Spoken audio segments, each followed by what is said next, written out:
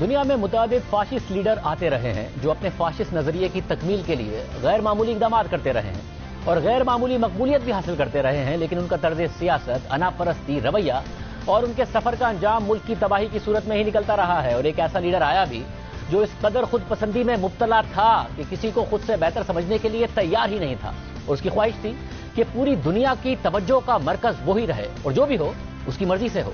اس leader کو نہ سننے کی عادت نہیں تھی، مگر ہاں کہنے والوں کی حمایت بھی حاصل نہیں تھی، اور یہ مقام حاصل کرنے کے لیے عوامی مقبولیت بہت ضروری تھی۔ اور عوام میں مقبول ہونے کے لیے اس لیڈر نے سیاسی نظام سے متعلق عوام میں موجود ناراضیوں اور خدشات کا فائدہ اٹھانا شروع کر دیا، معاشرے میں موجود بے روزگاری، بھوک اور ناانصافی پر آواز اٹھانا شروع کر دی، اور لوگوں کو باور کرایا کہ وہ ایک لیڈر نہیں ہے بلکہ ان کے حقوق کا محافظ ہے، جبکہ مخالفین لٹیرے ہیں، منافق ہیں، غدار ہیں۔ پھر اس لیڈر نے اپنی قوم کی بدحالی کی وجہ بیرونی قوتوں کو قرار دینا شروع کر دیا، بیرونی مداخلت برداشت نہ کرنے کا نعرہ لگا دیا اور دعویٰ کیا کہ اس کی قوم کا فخر مٹی میں ملا دیا گیا ہے، اس کی اخلاقیات تباہ کر دی گئی ہیں، اور ملک میں موجود سیاسی قوتیں اور مختلف گروہ بیرونی قوتوں سے ملے ہوئے ہیں، اور بیرونی قوتیں اپنے مفادات کے لیے ان پر سرمایہ کاری کر رہی ہیں۔ پھر اس لیڈر نے اس بیانیے پر کام کرنے کے لیے کئی سازشی نظریوں پر کام شروع کیا، اور عوام کی ایک بڑی تعداد اس لیڈر پر اندھا اعتماد کرنے لگ گئی۔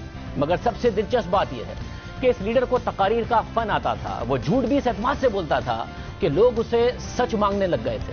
لیکن اس پوری حکمت عملی کے باوجود اس لیڈر کو اقتدار تک پہنچنے کے لیے جو عوامی حمایت کی ضرورت تھی وہ اس کے پاس نہیں تھی، جس کے بعد اس لیڈر نے خود کو مزید عوامی بنانے کے لیے ایک مخصوص لباس پہننا شروع کر دیا، ایک مخصوص اسٹائل اپنا لیا، اور دیکھتے دیکھتے لوگوں میں اس کا اسٹائل ایک فیشن بن گیا۔ اس فاشسٹ لیڈر کی پارٹی مقبول ہوتی گئی، اس کے نعرے مقبول ہوتے گئے، مگر اس کے باوجود قومی لیڈر بننے کا سفر آسان نہیں تھا، کیونکہ ملک میں موجود دیگر سیاسی جماعتوں کی گرفت اقتدار پر مضبوط تھی، اور اس لیڈر کو احساس ہو گیا کہ اگر اس نے اقتدار میں آنا ہے تو اپنی پارٹی کو ایک برانڈ بنانا ہے اور خود کو ایک مسیحا، ایک نجات دہندہ کے طور پر پیش کرنا ہے۔ اپنی پارٹی کو ایک برانڈ بنانے کے لیے اس لیڈر نے ایک فورس پر کام کرنا شروع کر دیا جو نوجوانوں اور وفاداروں پر مشتمل تھی، اور وہ اس لیڈر کی ہر بات پر لبیک کہنے پر تیار تھی، بنا یہ سوچے کہ وہ بات صحیح ہے یا غلط۔ اور پھر ہوا بھی یہی، اس لیڈر نے اپنے پیچھے ایک بڑی فورس قائم کر دی اور لوگ اس لیڈر کے حق میں مارچ کرنے لگے۔ وہ لیڈر جو کچھ عرصہ پہلے تک چند سو لوگ مشکل سے اکٹھا کر پاتا تھا، اس نے ہزاروں لوگوں کے مجمع سے خطاب کرنا شروع کر دیا، اور خطاب اور جلسوں کا ایک ایسا انداز اپنایا کہ لوگ اسے نظر انداز نہ کر پائیں۔ اور اسی دوران وہ غریبوں کو یقین دلاتا رہا کہ دولت ایک مخصوص طبقے تک محدود ہے اور اسے اشرافیہ کے ہاتھوں سے نکال کر عوام کی حکمرانی قائم کی جائے گی، روزگار کے مواقع فراہم کیے جائیں گے، یومیہ اجرت کو بڑھایا جائے گا، کسانوں کو ان کی زمین دی جائے گی، انڈسٹری کو بہتر بنایا جائے گا، قوم کی اخلاقیات کو زندہ کیا جائے گا، اس کا کھویا ہوا مقام واپس دلایا جائے گا۔ جس کے بعد اس لیڈر نے ایک ٹیم سلیکٹ کی جس کا مقصد اس کے پیغام کو بغیر کوئی سوال اٹھائے آگے بڑھانا تھا۔ اس ٹیم میں آرگنائزرز شامل تھے جن کا کام پارٹی کے جلسوں اور ریلیوں کے انتظامی معاملات دیکھنا تھا، اور اس ٹیم میں سابق فوجی بھی شامل ہو گئے جن کا کام مخالفین کی آواز کو دبانا تھا۔ پھر اس لیڈر کے ساتھ ملک کے امیر ترین لوگ بھی آ گئے، اور انہوں نے اس لیڈر کو اقتدار میں لانے کے لیے اس پر سرمایہ کاری شروع کر دی، یعنی اس لیڈر کو عوامی حمایت ملنا شروع ہو گئی، سرمایہ کار ملنا شروع ہو گئے، بڑے بڑے صنعت کار اور میڈیا ٹائکونز نے اس لیڈر کے سیاسی مہم کے اخراجات اٹھائے۔ لیکن اس لیڈر کو ایسے لوگوں کی تلاش تھی جو اس لیڈر کے جھوٹ پر مبنی پیغامات کو ایک بیانیہ بنا کر عوام کو ذہن نشین کروا دے، اور پھر اس لیڈر کو ایسے لوگ ملے بھی جنہوں نے وفاداری کا وعدہ کیا اور پروپیگنڈا کرنے کے لیے جدید میڈیا کا استعمال کیا، ایک باقاعدہ نیٹ ورک بنایا، اور اس بات پر اتفاق کیا کہ ہر جلسے میں، ہر تقریر میں ایک ہی بات کو بار بار دہرایا جائے، چاہے وہ جھوٹ ہی کیوں نہ ہو، مگر اس بات پر زور دیا جائے اور بار بار دیا جائے، اتنی بار دہرایا جائے کہ جھوٹا پروپیگنڈا بھی سچ لگنے لگے۔ اور ہوا بھی یہی، دیکھتے دیکھتے ایک ہی قسم کا بیانیہ ذرائع ابلاغ کے مختلف پلیٹ فارمز پر دیا جاتا، جس کی وجہ سے اس لیڈر کے حامی تو کیا، مخالفین کو بھی اس کی باتیں یاد ہو گئی۔ وہ قرضوں میں ڈوبی ہوئی قوم کو دوبارہ اپنے پاؤں پر کھڑا کرنے کا وعدہ کرتا رہا، دعویٰ کرتا رہا، مگر یہ سب کرنے کے بعد بھی اس لیڈر کو اقتدار نہیں ملا۔ اور ایک دن اس لیڈر نے حکومت کا خاتمہ کرنے کے لیے ملک کی اہم شاہراہوں پر مظاہرہ شروع کر دیا، تشدد کا راستہ اختیار کیا، اور اس کارروائی میں ملک کا ایک نامور فوجی جرنیل بھی اس لیڈر کے ساتھ کھڑا ہو گیا، کیونکہ یہ لیڈر اسے وعدہ کر چکا تھا کہ حکومت کا خاتمہ ہوگا تو وہ اسے ملک کی فوج کا سربراہ بنا دے گا۔ مگر مظاہروں اور پرتشدد واقعات کے باوجود اس لیڈر کو اقتدار نہیں ملا، اور اس وقت کی حکومت نے اس پر مقدمات بنائے، مگر اس فاشسٹ لیڈر نے ہار نہیں مانی، کیونکہ اسے احساس ہو گیا تھا کہ اب اس کی قوم کے پاس اور کوئی متبادل نہیں ہے۔ وقت بدلا، حالات بدلے، ملک کی سیاسی صورتحال بدلی، اور پھر ملک میں انتخابات ہوئے، تو اس لیڈر کی پارٹی نے حیران کن طور پر 30% سے زائد ووٹس حاصل کر لیے، اکثریت نہیں ملی، مگر اس فاشسٹ لیڈر نے ایک ایسا ماحول پیدا کر دیا कि उसके बगैर हुकूमत बनाना मुश्किल हो गया। और फिर देखते देखते ये लीडर मजीद मकबूल होता गया और फिर ये फाशिस्ट लीडर एक कोलिशन हुकूमत का सरबराह बन गया।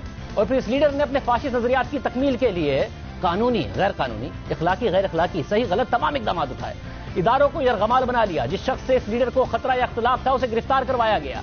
सियासी जमातों को दीवार से लगाया गया। ऑपोजिशन को सिरे से खात्मा करने की कोशिश की गई। मीडिया का गला घोट दिया गया। आजादी इजहार राय को दबा दिया गया।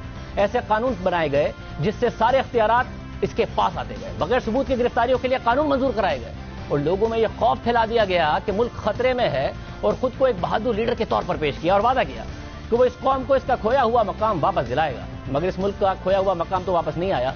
वो मुल्क मजीद पस्ती में चला गया। एक जमाना था कि ये लीडर अपनी कौम के लिए एक हीरो था और आज इस लीडर की ओनरशिप भी कोई लेने को तैयार नहीं है। जिस फाशिस्ट लीडर की बात हो रही है वो एडोल्फ हिटलर है, जिसने आज से 77 साल पहले आज ही के दिन यानी 22 अप्रैल को अपनी शिकस्त करीब देखकर इश्तियाल में आकर कहा कि मैं बर्लिन में आखिरी दम तक रहूंगा और भागने के बजाय खुद को गोली मार दूंगा। और उसके 8 दिन बाद हिटलर ने अपनी एहलिया के साथ खुदकुशी कर ली।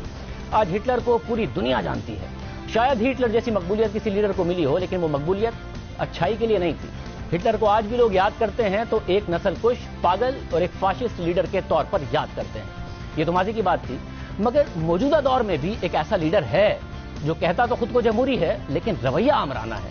ये लीडर मकबूल नारे लगाकर इक्तिदार में आया। कहा कि वो सबसे पहले अपनी कौम की बात करेगा, दूसरे ममालिक की जंगों में शामिल नहीं होगा, मुल्क को कौमी खसारा खत्म कर देगा, मुखालफिन को जेल में डाल देगा। हर रोज जज्बाती तकारीर और ट्वीट्स करता रहा। इस शख्स ने अपनी पार्टी में आमराना कल्चर पैदा कर दिया। इख्तिलाफ करने की गुंजाइश नहीं थी। इख्तिलाफ करने वालों का मजाक उड़ाया गया या उनके खिलाफ मुहिम चलाई गई। सवाल उठाने वाले मीडिया ग्रुप्स को जानिबदार और झूठा करार दिया गया। उनके सहाफियों का बाइकआउट किया गया। अपनी तकारीर में मीडिया ग्रुप्स का नाम लेकर उन पर इल्जामात आयद किए गए। ये लीडर हर वक्त अपनी बात करता था। इसमें बहुत मैं थी, अना भी बहुत थी। और जब अवाम ने इस लीडर को मौका फराहम किया और वो डिलीवर नहीं कर सका, नतीजतन इस लीडर को शिकस्त का सामना करना पड़ा। वोटिंग के जरिए इस लीडर को निकाल दिया गया। मगर इस लीडर ने शिकस्त मानने से इनकार कर दिया। मुल्क में एक सियासी बहरान पैदा कर दिया। आखिरी वक्त तक कोशिश की कि कोई रास्ता निकल आए ताकि वो इख्तिदार में रहे, मगर जब कोई रास्ता नहीं निकला तो इस लीडर ने कई इल्जामात आयद किए। एक साजिशी नजरिया ईजाद किया। अवाम को सड़कों पर आने का कहा। अफरा तफरी का माहौल पैदा कर दिया और मुल्क की आजादी को बुनियाद बनाकर तमाम गैर आईनी इकदामात को एक कौमी खिदमत करार दे दिया।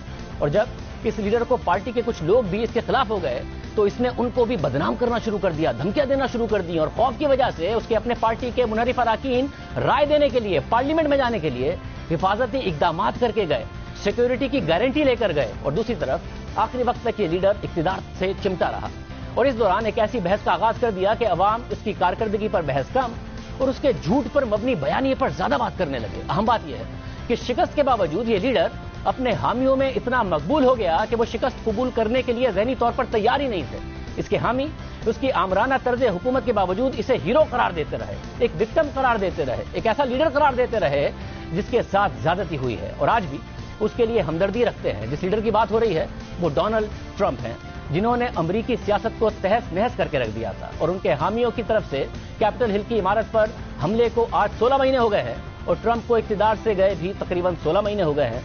मगर ट्रंप ने अमरीकी सियासी निजाम को जो नुकसान पहुंचाया उसका खमियाजा वो आज भी भुगत रहे हैं। अमरीकी मुआशरे में जो नफरत का बीज बोया गया उसकी नशोनुमा आज भी हो रही है। और हम एक बड़ी शामिल करते हैं।